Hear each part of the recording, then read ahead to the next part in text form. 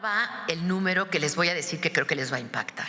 Los latinos en Estados Unidos producen 3.6 billones de dólares en el Producto Interno Bruto de Estados Unidos. Acuérdense que billones de dólares son 12 ceros. Pero si fueran los latinos nada más en Estados Unidos, no estamos hablando de Latinoamérica, si los latinos en Estados Unidos fueran una economía sola, serían la quinta economía más grande del mundo. Serían nada más pequeños que Estados Unidos total, China, Japón y Alemania. Los latinos en Estados Unidos seguirían después de esos 5 países. Quiere decir que estamos los latinos en Estados Unidos produciendo más que países como Rusia, Francia, Inglaterra, desde luego Brasil. Todos estos países que son tan impresionantes, bueno, nosotros producimos más en Estados Unidos. Además, una cosa que no está aquí es que de las 10 economías más grandes, si los latinos en Estados Unidos fueran una economía, serían la tercera más rápida en crecimiento de todas las economías más importantes. Entiendan que nada más China e India estarían creciendo más rápido. Si las personas de origen mexicano en Estados Unidos fueran una economía independiente, serían la 10ª más grande del mundo. El PIB combinado supera los 2.06 billones de dólares, una cifra mayor que la de países como Italia o Brasil. Y si consideramos no solo a los mexicanos, sino al conjunto de los latinos que viven en Estados Unidos, representan la 4ª economía mundial y pronto serán la 3ª con un Producto Interior Bruto mayor que el de Reino Unido, India o Francia. Para Donald Trump, México y también Canadá viven de Estados Unidos, pero los datos revelan una realidad diferente. Los mexicanos americanos y toda la comunidad latina son una parte fundamental de la mano de obra, del crecimiento económico, la innovación empresarial y el tejido social del país. Si damos vuelta el prisma, podemos invertir el maniqueísmo de Trump. ¿No será que Estados Unidos es el que vive de México? Los mexicanos y latinos son la principal fuerza laboral en sectores estratégicos de la economía estadounidense. 51% de la mano de obra en granjas lecheras, 20% en construcción, manufactura y agricultura, 15% en educación y salud.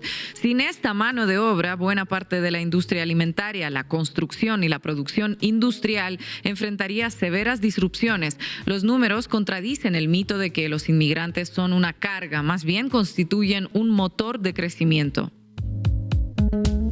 Los jóvenes de origen mexicano están cada vez mejor formados. En los 10 años que van desde el 2012 al 2022, las titulaciones universitarias crecieron un 56,7%, las maestrías un 37% y los doctorados un 85%.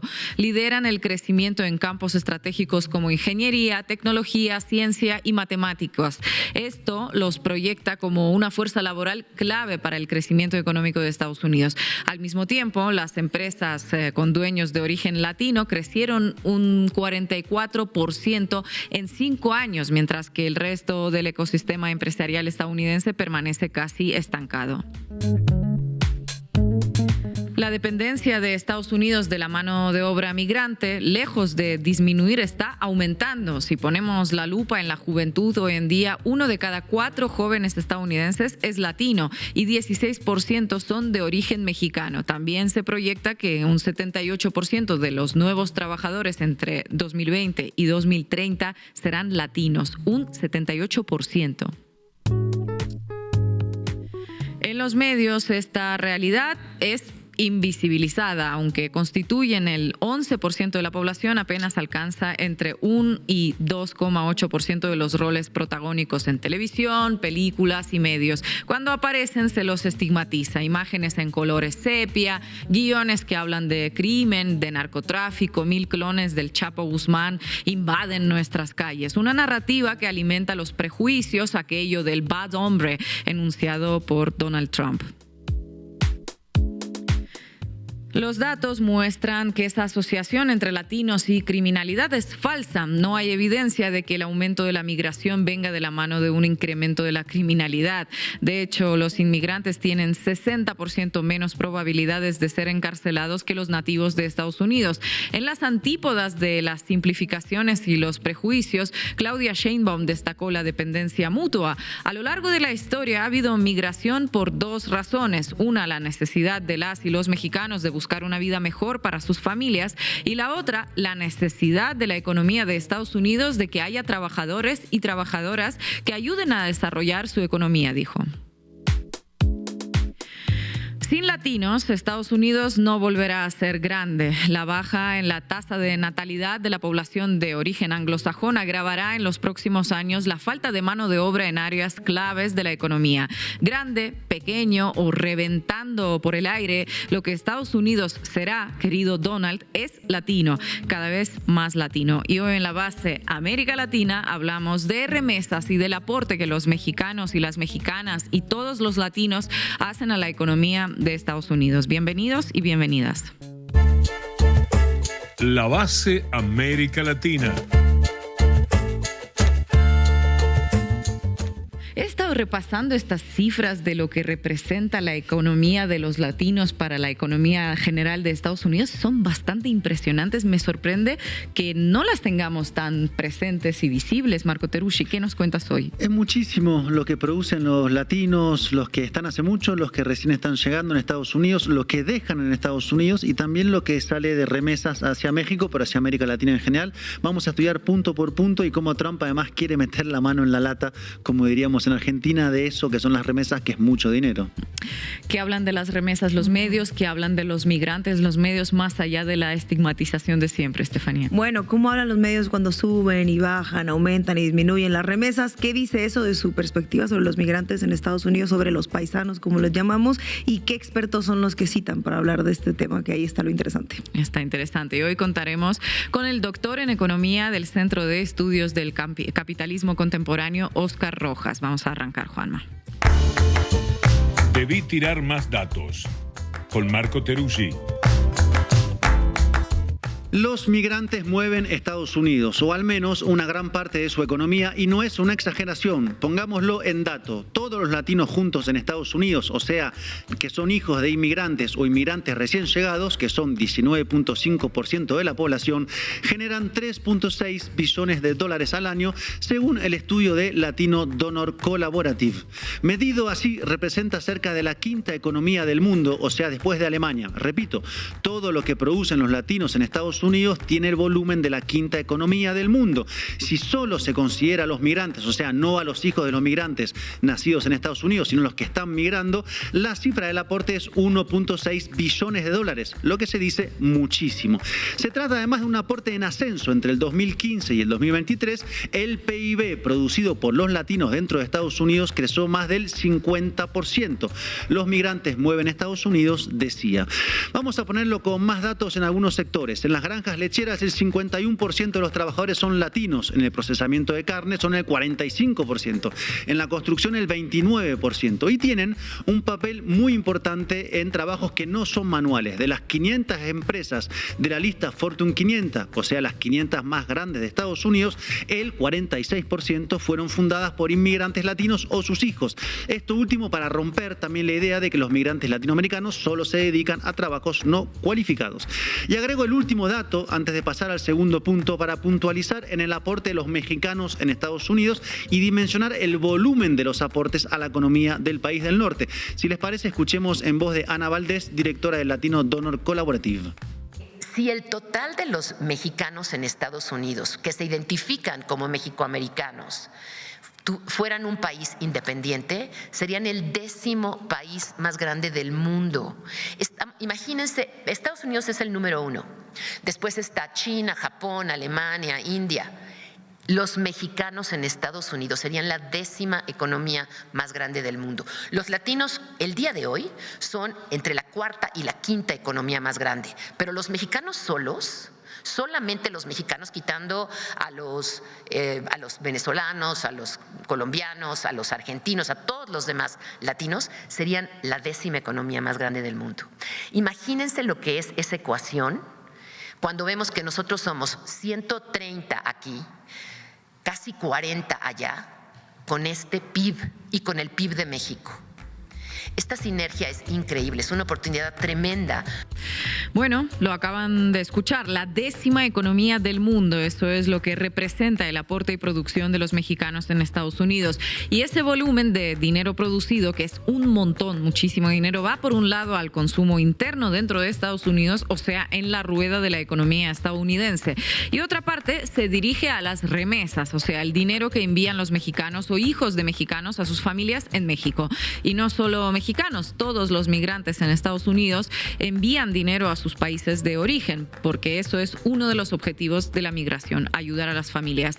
Y esa cifra de remesas, imagino que es alta, ¿no? También es muy alta. En 2024 el total de remesas que salieron desde Estados Unidos fue de 685.000 millones de dólares. Repito, 685.000 millones de dólares, dinero conseguido con trabajo y esfuerzo y enviado a los países de origen. De ese total de las remesas enviadas, quienes más enviaron fueron, medidos en términos de nacionalidades, los migrantes originarios de la India, primero, seguido por los de México y en tercer lugar por los de China. Así que sigamos con el tema de México, que es segundo en la lista de los que más envían remesas. Los mexicanos en Estados Unidos no solo producen mucho dinero, riquezas, bienes y servicios, sino que también reenvían una parte importante de regreso a México, un dinero que uno presume es muy importante para el país. Claro, porque impacta en dos niveles en simultáneo en nuestro país. Por una parte, en la economía doméstica de las familias que reciben remesas por unos $400, que son el promedio de las remesas que envían desde los Estados Unidos a México. $400 que van a comida, a ropa, a transporte, a educación, que se inyectan en la economía del día a día y que, según algunos cálculos, permiten que 1.1 millones de personas en México estén fuera de la pobreza multidimensional. Y por otra parte, las remesas impactan en la macroeconomía, o sea, en la estabilidad de la moneda, en este caso el peso mexicano, porque incorporan dólares a la economía en grandes volúmenes y por ende permiten tener una oferta importante de dólares. Para que se entienda esto mejor, cuanta más oferta de dólares existe en el mercado, más estable es la moneda ante la divisa estadounidense. Y al revés, cuando faltan dólares, entonces se desprecia la moneda nacional. Y no solo pasa en México, sino por ejemplo en países centroamericanos como Guatemala, que tiene un flujo alto de remesas y por ende estabilidad de la moneda nacional, el quetzal. Entonces, como podemos ver, la economía migrante es clave para todos los países, para el país receptor de los migrantes como Estados Unidos porque produce riqueza y para los países de donde provienen los migrantes porque devuelven riqueza y de conjunto mueven mucho dinero. Y descompongamos cómo se distribuyen las remesas en América Latina y el Caribe antes de analizar cómo el presidente Donald Trump quiere meter la mano en esa gran caja de dinero. En primer lugar, que según el Banco Interamericano de Desarrollo se espera que este año entren 174.400 millones de dólares al continente, que es un 7,2% más de lo que llegó en el 2024. De ese total, México sigue siendo el mayor receptor de toda la región, concentrando 35,4% de ese total, con un ingreso estimado de 61.810 millones de dólares, una cifra que representa a su vez el 4,5% menos que en 2025, aunque esta baja es relativa según el Banco Interamericano de Desarrollo, ¿no? Claro, porque se mide en base a 2024, que fue un año récord en las remesas con 2% más que en el 2023, por lo que, siguiendo el análisis del BID, no es un flujo bajo, sino con un descenso comparativo con un año récord del año pasado, que se debió, por ejemplo, a variaciones del tipo de cambio del peso al dólar que fomentaron los envíos de remesas. Y por el momento, confirmado por el Banco de México, entre enero y septiembre de este año, los ingresos por remesas provenientes del exterior alcanzaron un nivel de más de 45.000 millones de dólares, un 5% menos que el año pasado, pero siempre en comparativa con un año récord. Y decíamos, México es el país que más remesas capta de toda la región, y siguiendo con ese mapa tenemos que la subregión que le sigue es Centroamérica, con más de 55.000 millones de dólares proyectados para este año, Sudamérica con más de 36.000 millones y el Caribe con casi 29 mil millones de dólares en remesas. Una suma impresionante. Quisiera agregar un dato más respecto a las remesas de Estados Unidos hacia América Latina y el Caribe, y es su crecimiento constante en 20 años. Fíjense en el gráfico en pantalla. En 2005, 20 años atrás, el total de remesas enviadas a la región era de cerca de 46 mil millones de dólares a toda la región, y hoy es 174 mil millones de dólares, o sea, más que triplicó. ¿Y eso, compañeras, qué significa para ustedes? Hay una respuesta, digamos que positiva posible, y es que los migrantes latinoamericanos en Estados Unidos han logrado un ascenso social, mejores remuneraciones y, por lo tanto, mayor capacidad de envío de remesas, ¿no? Sí, y otra respuesta también, digamos que negativa, es el aumento de la migración, donde los latinos pasamos de 35.3 millones a 68 millones, representando más de la mitad del crecimiento poblacional del total de Estados Unidos durante ese periodo. Eso según los datos del Pew Research Center. Y lo negativo de eso no es que haya más latinos en Estados Unidos, claro, sino que una parte central de ese crecimiento se debe a los aumentos de flujos migratorios, que a su vez son indicadores de la crisis que viven muchos países de la región. Bueno, dicho todo esto, vayamos a lo que les decía antes, el intento de Trump de meter la mano en las remesas. Porque si algo tiene Trump es un patrón de conducta, da más beneficios a los que más tienen y recorta a los que menos tienen. O en este caso intenta quitarle a los que menos tienen, cobrando un impuesto del 1% a las remesas. Claro, saquemos el cálculo, 1%, en teoría, cobrado sobre 685 mil millones de dólares, que son las remesas calculadas para 2025, son casi 7 mil millones de dólares. Cobrados sobre todo los de más abajo en la pirámide social, que son los trabajadores, migrantes, hijos de migrantes, y ese impuesto, que debería comenzar a regir a partir del 1 de enero, forma parte de la llamada Ley Grande y Hermosa, Big Beautiful Bill, que aprobó en el mes de agosto, que les explicaba el lunes pasado en el programa sobre Estados Unidos, que recomendamos ver para entender qué está pasando allá. Aunque, como anunció la presidenta Claudia Sheinbaum, podría haber sido peor, ya que inicialmente el impuesto iba a ser no del 1%, sino del 5%, luego del 3.5%, hasta alcanzar al final, afortunadamente, el 1%.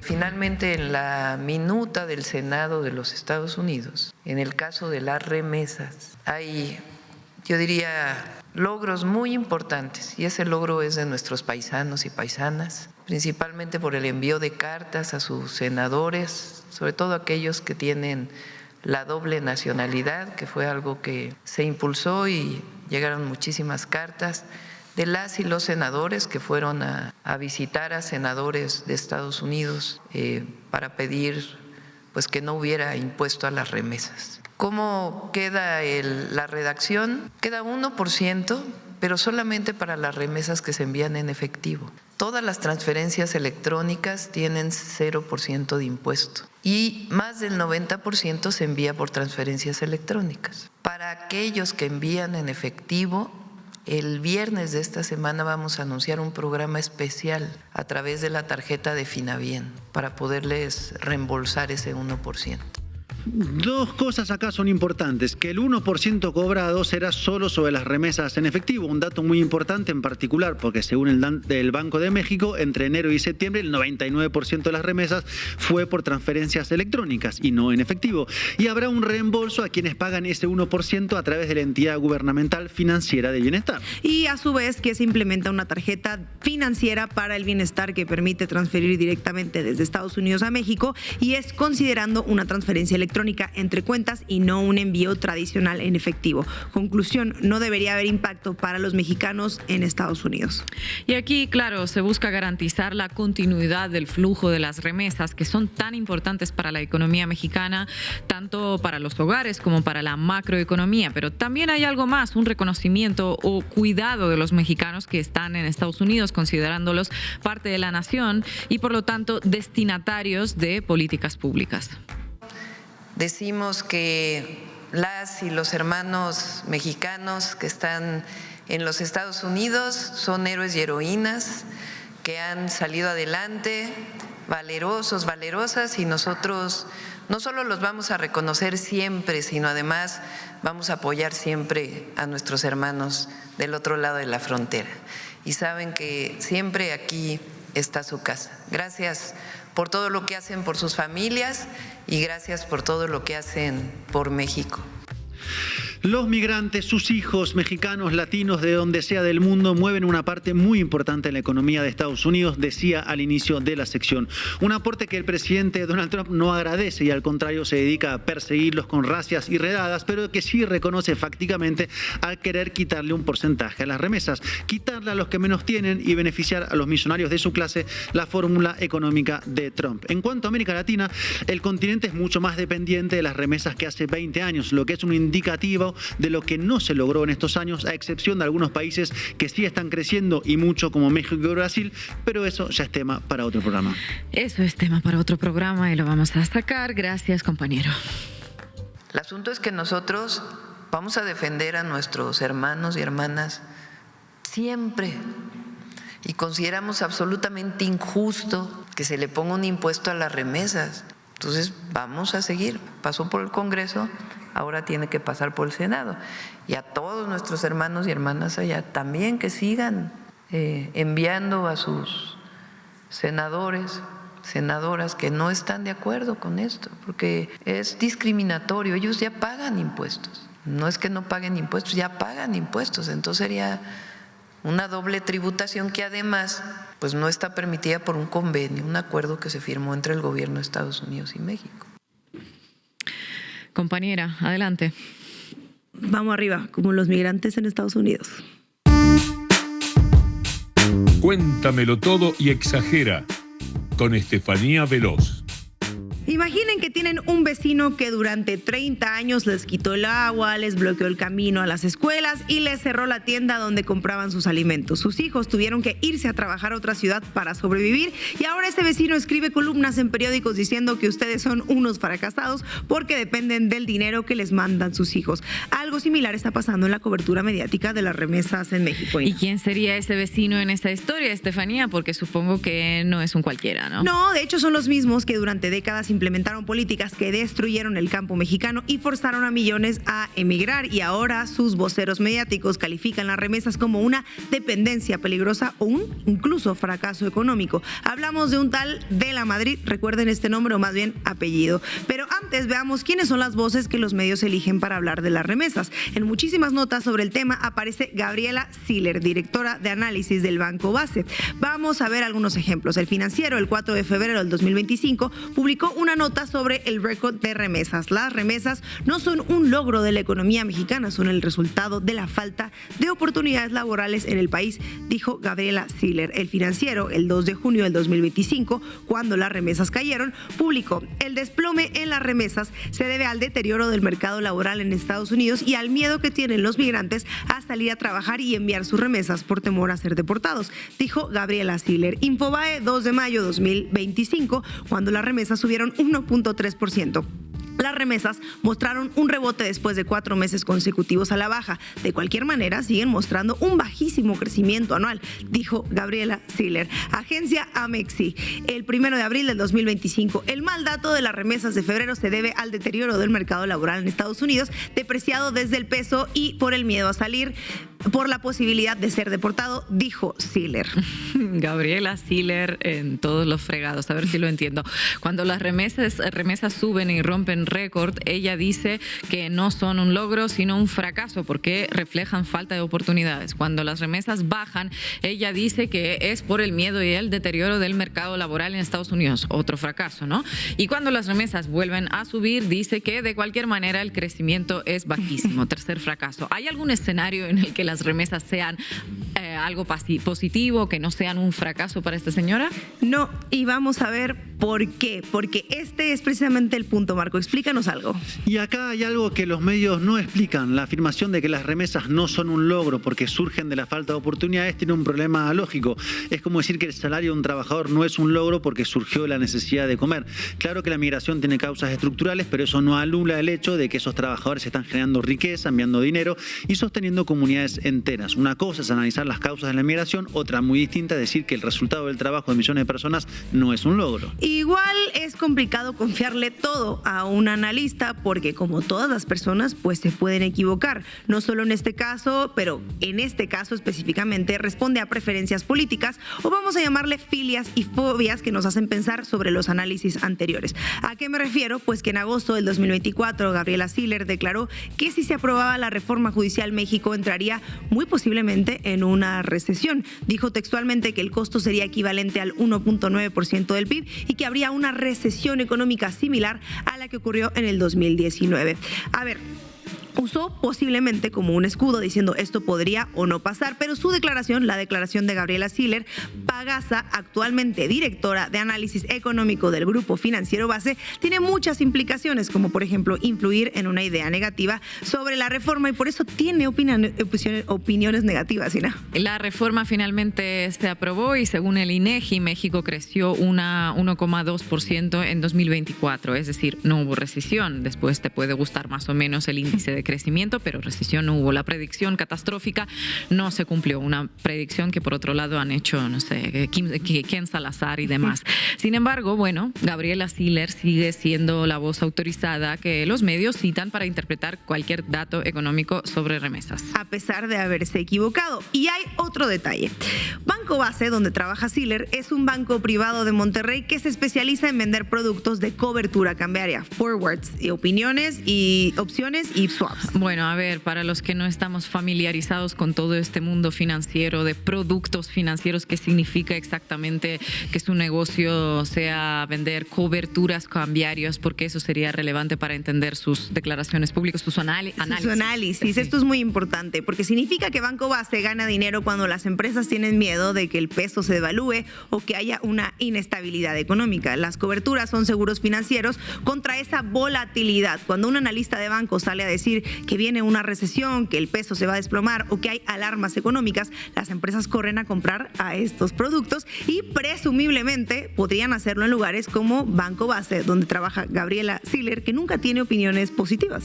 El banco se autodefine como el segundo más rentable del sector financiero mexicano con un retorno sobre capital del 30% y dice que quiere duplicar su participación en el mercado de divisas. El banco dice que otorga cobertura de riesgo cambiario, utiliza contratos a futuro u opciones de divisas para proteger tu empresa contra la volatilidad, dice el banco.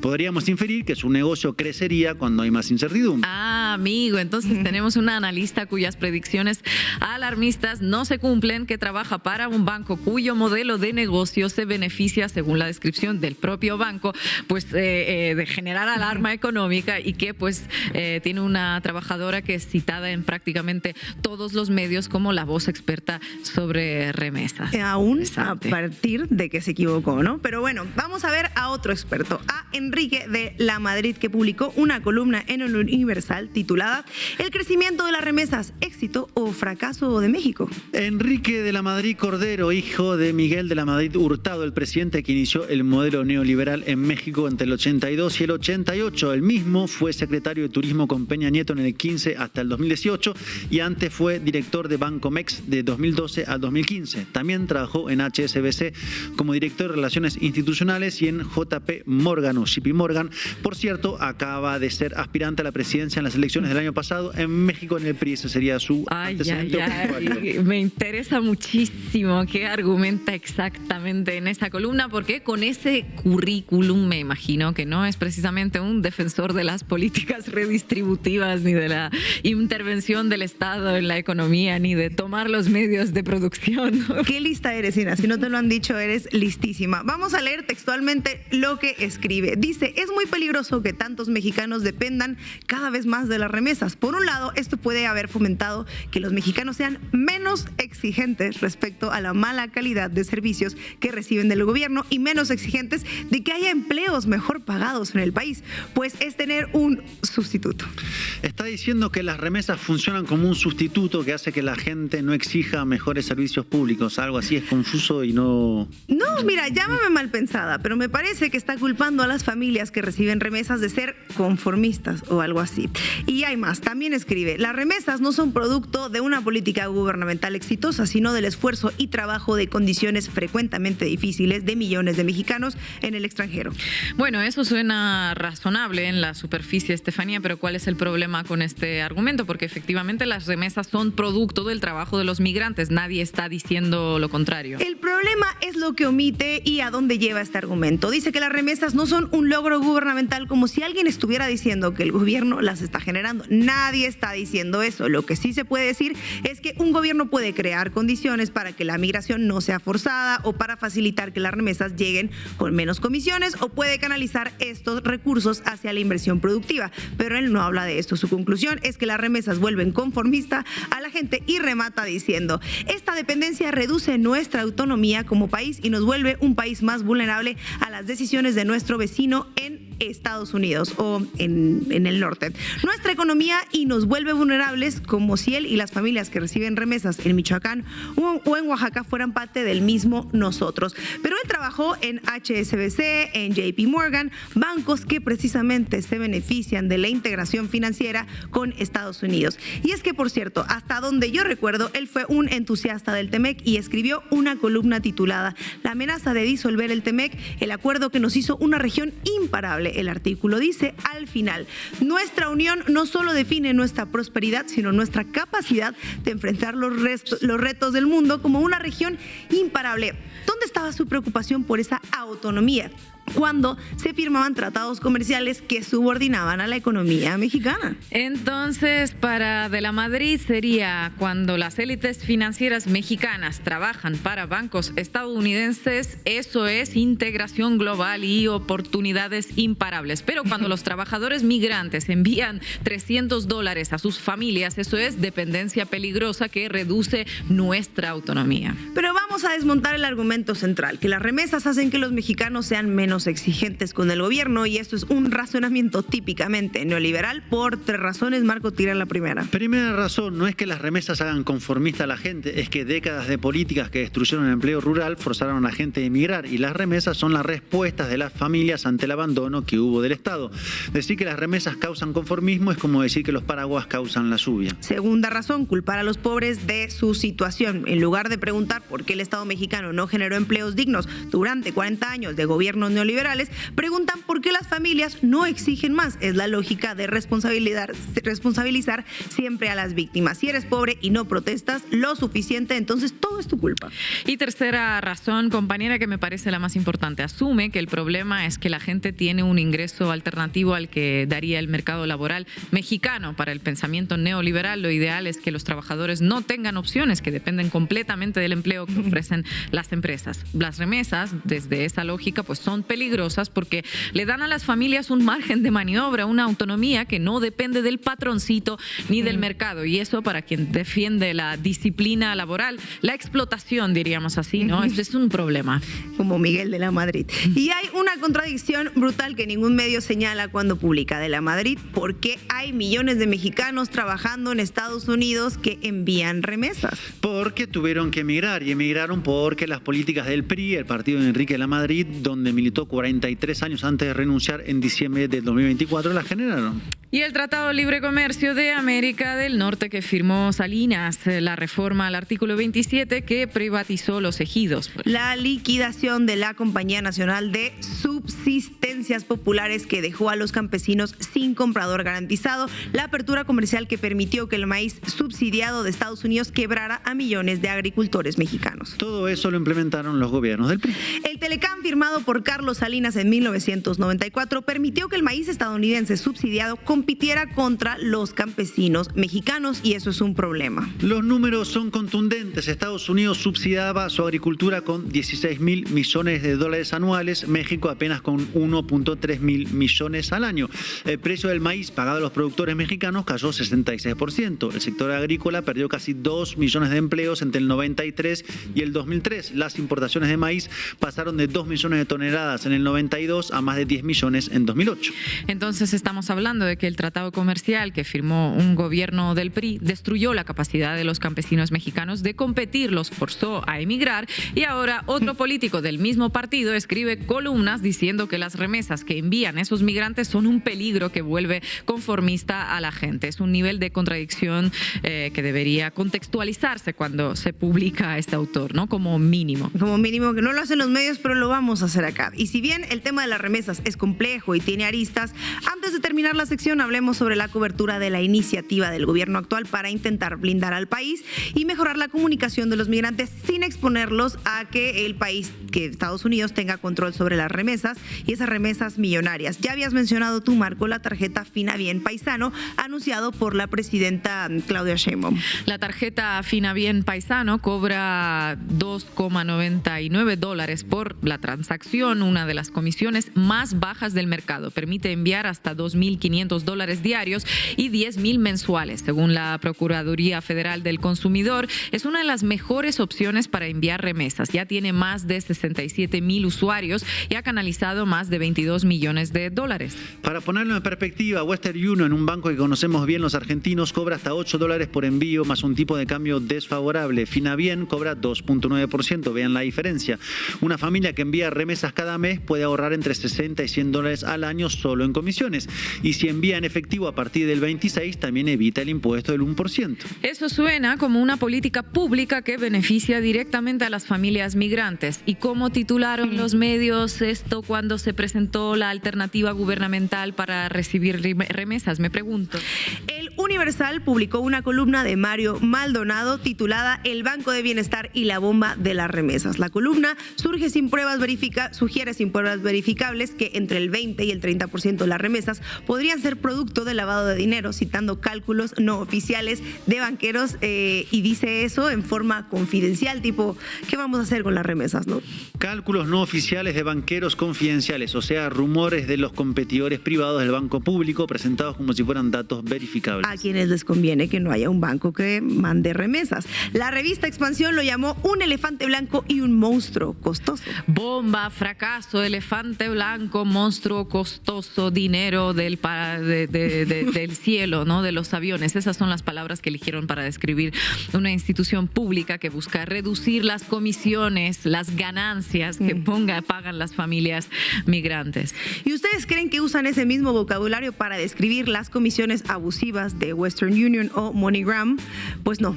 Nunca, porque con empresas privadas pues no hay que meterse. Y eso es precisamente lo que define el patrón de esta cobertura. No estamos diciendo que haya una agenda oculta de los medios, estamos señalando algo verificable, que cuando se trata de temas de remesas, las voces que se amplifican son conscientemente las que presentan el fenómeno como un problema, pero que tienen intereses políticos, económicos o los dos. Muchas gracias, Estefanía, por desgranarlos. We have to have strong borders. We have to keep the drugs out of our country. Right now, we're getting the drugs, they're getting the cash. We need strong borders. We need we cannot give amnesty. Now, I want to build the wall. We need the wall. The Border Patrol, ICE, they all want the wall.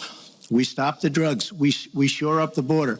One of my first acts will be to get all of the drug lords, all of the bad ones. We have some bad people in this country that have to go out.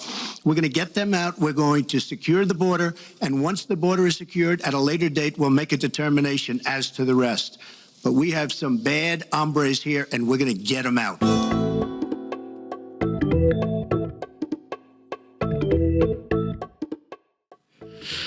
Años y años de la estigmatización de la población migrante en Estados Unidos.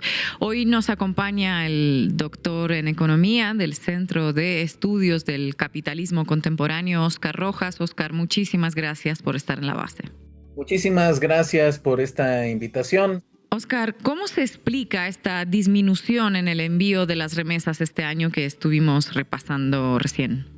Yo no hablaría de desplome. En México, la caída acumulada de enero a septiembre de 2025 ha sido de 5.9% interanual. Es una desaceleración relevante, pero no un colapso. Lo que sí estamos viviendo es un cambio estructural histórico por 4 razones muy claras desde mi punto de vista. La primera es que el flujo migratorio neto hacia los Estados Unidos se ha desplomado desde 2023-2024. Hay menos cruces, más deportaciones, costos altísimos, menos migrantes nuevos, pues es igual a menos remesas nuevas. En un segundo punto, 2024 fue atípico, hubo un masivo envío por adelantado, la gente mandó todo lo que pudo antes de que entrara la administración de Trump por miedo precisamente a todas estas amenazas, ¿no? Y esto infló artificialmente la base 2024, por así decirlo. La caída en este 2025 sería una especie de ajuste estadístico, ¿no? En tercer lugar, tenemos el efecto retorno. Miles de paisanos están regresando voluntario o forzadamente, y pues al volver van disminuyendo también esta base que genera dólares. Y cuarto, que no es un detalle menor, la economía estadounidense está en franca desaceleración.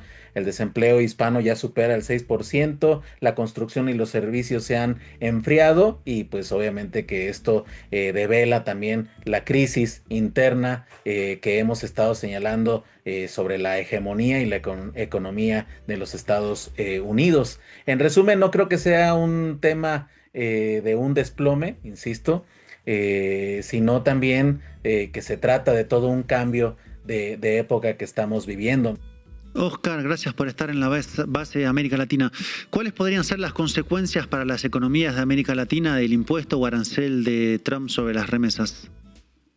Creo que pues este golpe no es menor sobre América Latina, porque pues por ejemplo países como Honduras o El Salvador, las remesas representan de un 25 al 30% de su Producto Interno Bruto.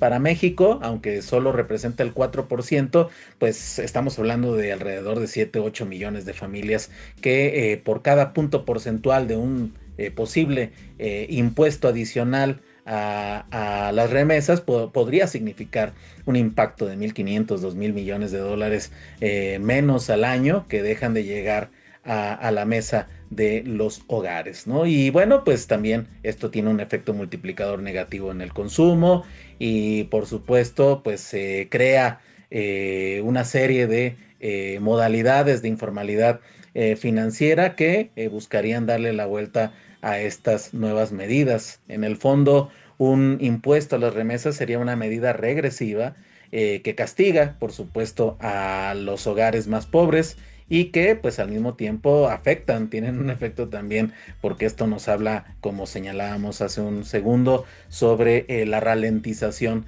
de la economía estadounidense. Oscar, gusto en saludarte. Tenemos sobre la mesa todas las cifras de lo que supone el aporte de los migrantes en la economía de Estados Unidos, pero la narrativa dominante en torno a la migración latina en general y mexicana en particular es Estados Unidos sigue atrapada en estereotipos y distorsiones. ¿Tú por qué crees que esto sucede? Al respecto de lo que engloba también toda una discursiva de los Estados Unidos echándole la culpa de sus desgracias a los migrantes, pues hay que decir que Estados Unidos pues ha desarrollado una ideología no solamente al interior, sino de forma global, de lo que corresponde a los discursos de poder, y en esos discursos de poder pues siempre se necesita de un enemigo, se necesita desviar la atención de los problemas estructurales de esta economía, y pues que frente a lo que estamos observando de una mudanza histórica de este mundo unipolar, pretendidamente unipolar, hacia el multipolar, pues estamos viendo que se están recrudeciendo todos los prejuicios que existen, ¿no? Y particularmente, como bien se señala, pues ya ha estado de manifiesto que los migrantes van a Estados Unidos a sostener y a impulsar esa economía. De ninguna manera son una carga fiscal, ni mucho menos, al contrario, son una de las partes importantísimas de este motor económico, y pues por supuesto por eso hay que distinguir entre lo que es la narrativa, también dentro de las problemáticas políticas que el propio Trump tiene de cara a las crisis dentro del MAGA, y lo que efectivamente es una necesidad, es decir, es una necesidad regional.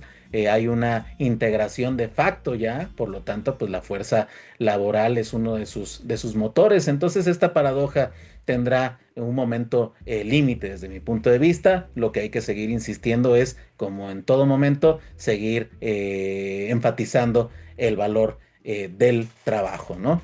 Oscar, y una última pregunta que no tiene que ver estrictamente con las remesas, pero es un dato interesante. El otro día salió una nueva cifra sobre la inversión extranjera directa en México y estamos frente a un récord nuevamente. ¿A qué se debe todo esto?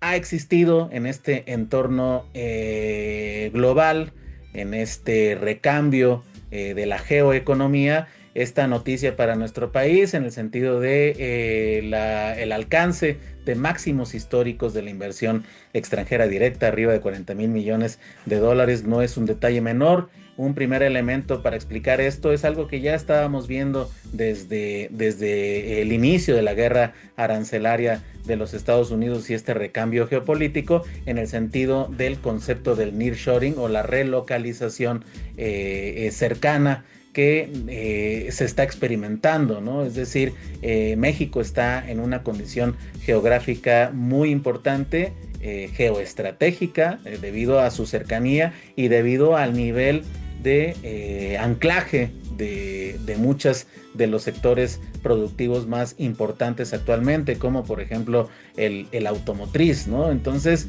las distintas inversiones están buscando darle la vuelta a toda esta andanada de guerra comercial, y pues México además tiene esta combinatoria con que se encuentra en un momento de recuperación de su infraestructura, una recuperación también del reordenamiento de las capacidades productivas de su base industrial. Entonces, pues esto tiene un atractivo muy importante para estas inversiones, y además algo muy importante en estos tiempos, pues hay una estabilidad macroeconómica pues que ya quisieran en muchos países tener. Por lo tanto, pues este nuevo flujo de inversiones pues marca, contrario a lo que se pudiera pensar con el ruido mediático que se ha llevado a cabo, pues habla de una robusta macroeconomía, y además de una perspectiva en el mediano plazo de una aceleración en el crecimiento, es decir, un aprovechamiento de estas ventajas, pero pues contrario a lo que sucedió durante el modelo neoliberal, en un entorno de mayor, digamos, respeto a los principios de coordinación a través del Plan México, los polos de bienestar, y una política muy decidida a aprovechar todas las ventajas para poder dar un salto cualitativo de nuestro país hacia un nuevo momento productivo. Oscar, muchísimas gracias por tu análisis. Muchísimas gracias. Y llegamos al final de nuestro programa. No se olviden de hacerse socias y socios de Canal Red escaneando el QR que les dejamos en pantalla. También pueden suscribirse y deberían suscribirse al canal de YouTube La Base América Latina. Necesitamos 1,000,000 para el año que viene. Pongamos este objetivo. Y si nos quieren escuchar y no vernos, tienen la lista de reproducción en Spotify. Aquí les dejamos otro QR que les va a llevar directamente a ella. Hoy sí vamos a cerrar con una canción, con el himno migrante, y nos vemos aquí mañana.